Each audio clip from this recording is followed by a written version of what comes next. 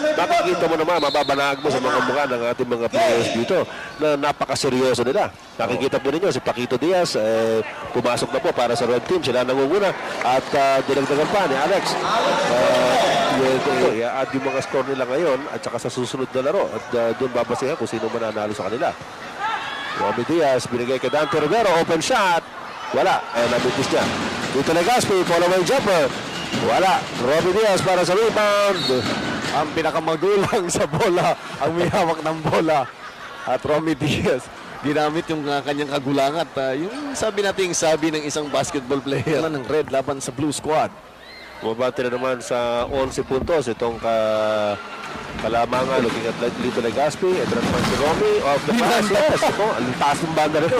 Talagang larong legend yun dahil yung tumitira ng mga banda, yung mga legend yun. So alam mo, yung dugo nila talagang may blood ng mga nagbabasketball. Totoo yan.